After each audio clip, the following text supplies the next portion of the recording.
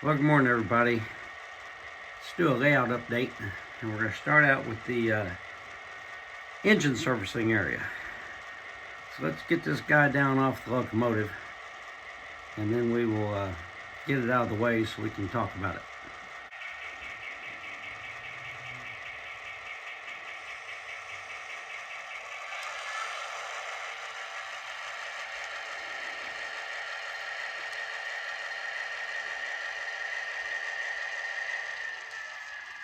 All right, let me turn the sound off.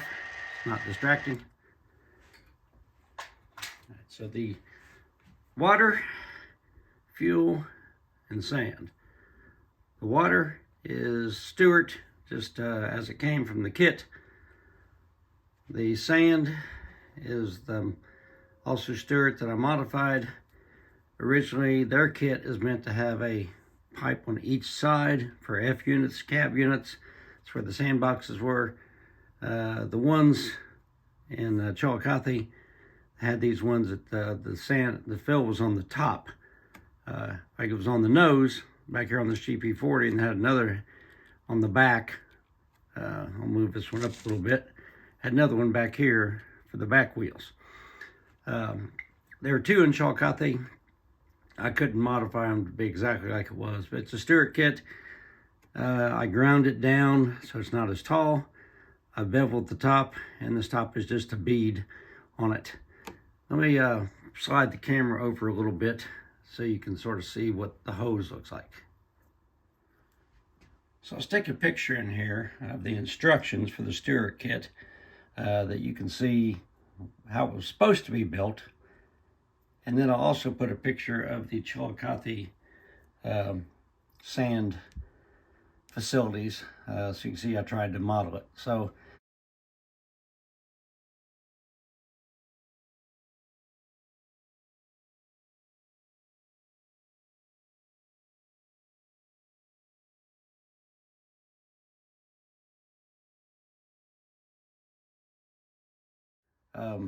this hose here is just the one that came. It's just a piece of wire basically that came with the Stewart kit.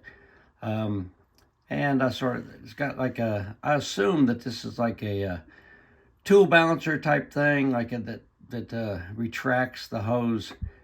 Once you're done using it, you pull it out, and then it can retract. And so I just simulated that with a piece of wire to glue it into place. And I just made sure that would clear the locomotive that would be parked there.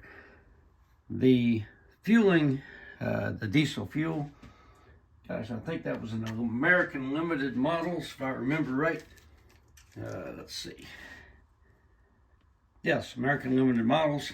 It's a lot more similar to what they had in Chillicothe than the Stewart model. So I just built that. It's a pretty easy kit. It's supposed to actually swivel, and it does, but I don't intend to move it anyhow. All right, so that's all for the engine fueling. It did have a pit in Chillicothe. I'll send a picture of it in here. At least it looks like it had a pit. I don't remember, but like I said, I'll put a picture in here. I may cut out the rails, simulate a pit, but I don't know if I want to go to that much trouble or not.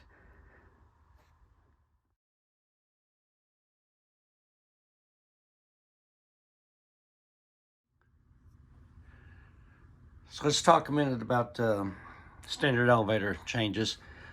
I got these parking meters. Can't remember who made them.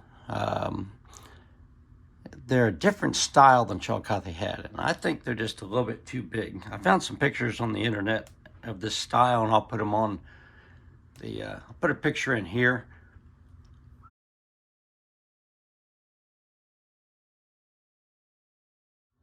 But to me, they look just a little bit too big. They scale out over a foot wide, and I just don't remember them being that big. But Chillicothe had a different style. But anyhow, I thought they were close enough that I put them in. Just plug lighting. You can see I've got the street lights.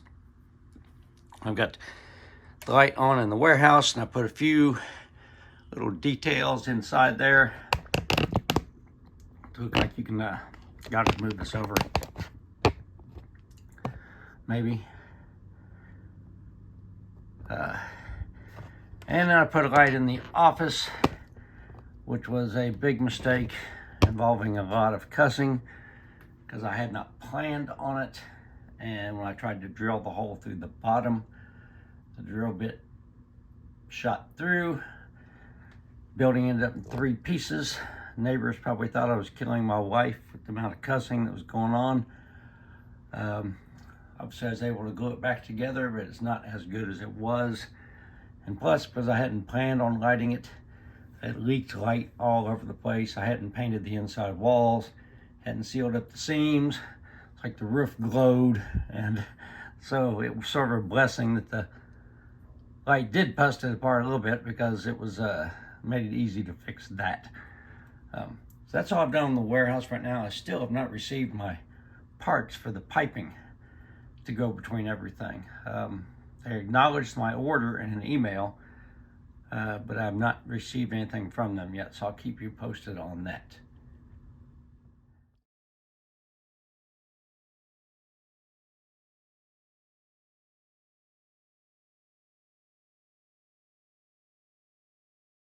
So I made the comment in the last video that I didn't have any writing on the front of my post office no-kill. This is what it looked like in 1985. So post offices back then didn't have a lot of fancy graphics on them or anything. Stuff would be pretty small. It just says United States Post Office, Oak Hill, Ohio. This is my post office. There are companies that make N-scale post office graphics, but they're more modern. Rich, one of the commented on, actually sent me a Facebook message with a link to some on eBay, but they just really won't fit my time era. So I'm going to end the video, talk about some of the Japanese, the Kato equipment that my trainer gave me. Very nice gifts, definitely Japanese prototypes. These cars, of course, they all have repeater couplers, so can't run them with anything.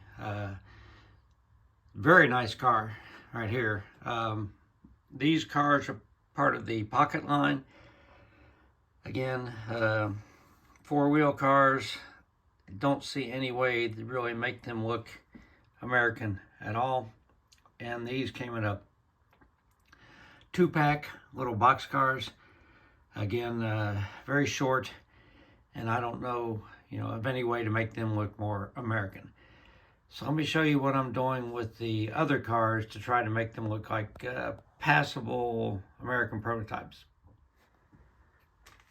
So this is the Pocket line steeple cab, DC.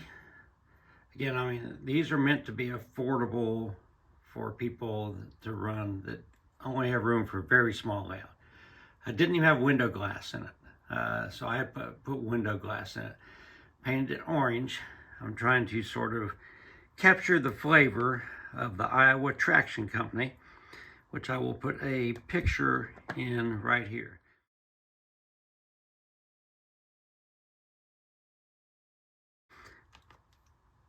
Again, it's a very small locomotive, 4-wheel locomotive. I have no idea what it can pull, where they would have used something like this at, but I'm going to try to come up with a project to use it for.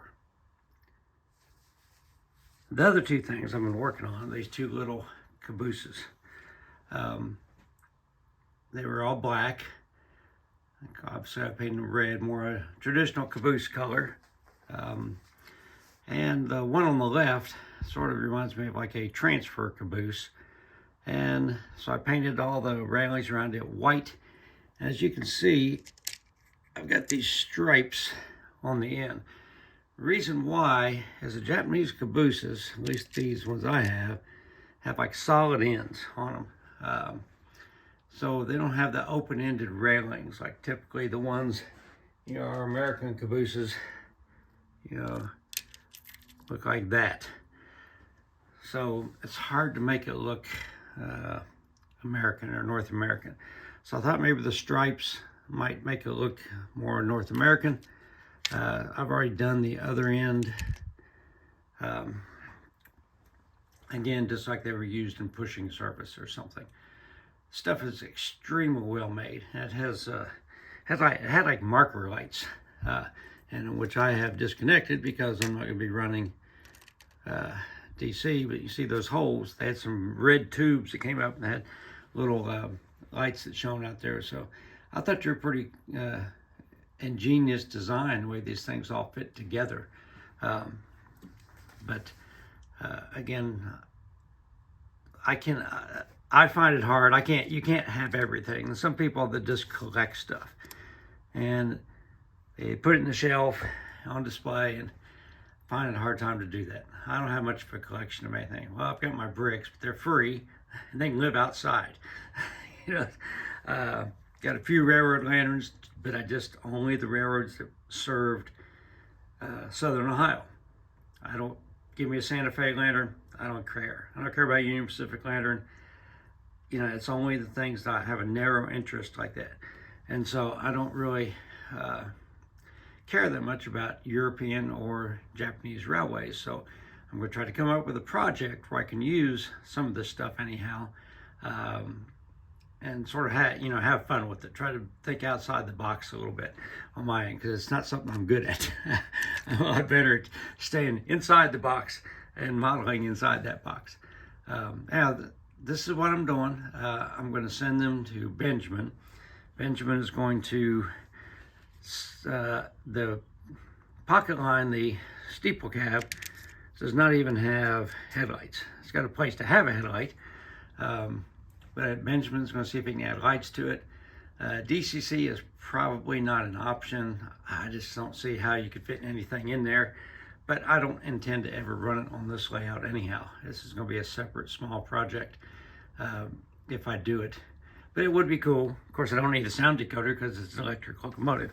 I guess, you know, the horn and the bell might be kind of cool. But anyhow, people ask about the Kato equipment, so this is where I'm at, what I'm doing with it. I got a lot more to talk about, but we'll just save that for another video. Everybody stay safe.